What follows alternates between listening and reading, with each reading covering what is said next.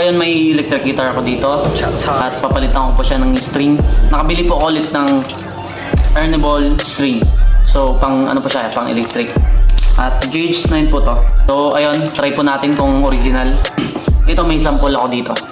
Kapag ang isang local na string, so di ko na sabihin kung anong kung anong brand. Alam na.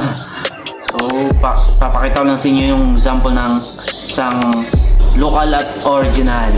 So ang local, bumabaloktot, gumaganon talaga, di ba? Yung yan, ganun mo siya malalaman. Ayun, buksan natin yung earnable string kung original ba siya. Sana original, napakamahal pa naman, sayang yung pira, no? Ito na, ito bukas na siya agad. Nuksan ko siya kanina pero hindi ko pa nakita yung string niya. Ito, check natin tong gauge 9. Ito po yan siya. Kasi may talaga, may ganito na local.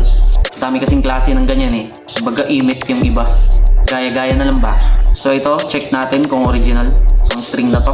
Dati kasi bumili ako ng ganito, napakatibay, tagal galawangin, tapos malambot pa siya. Kahit sabing mag-bend-bend ka ng ganyan, kahit sabing full bend pa yan, napakalambot. So ito, earnable, bumili ako ulit kasi napakaganda po. Ito, dito natin malalaman kung bitaw ko nito is umikot. So pag umikot, local po siya. Pag original is pa-straight, bumabagsak. So yun, pakita ko po sa inyo kung gaano ka ganda tong bang! Oh, diba? Bagsak na bagsak. Bagsak na bagsak. Kita nyo ba? Kita ba? You know? Bagsak na bagsak yan. Kasi kapag local talaga, pag bagsak ko pa lang, ito, local to eh.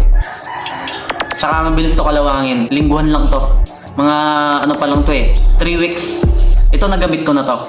So, ang bilis maputol, ganun. Nakarami na ako. Ganito kasi marami akong stock na ganitong string. So, ayun nga, nalaman ko, hindi talaga siya maganda kahit mag-bend ka. Sobrang tigas. You know? Oh, paikot pa ganun. Bagger, kahit sabing sa string na to, pero hindi ko na sabihin yung brand. Sa string na yan, hindi siya magandang gamitin. Lalo na pag sa mga sa bend, diba, sa mga tugtugan na sulo. Napakasakit sa sa daliri. Ito, unting lang sa earnable.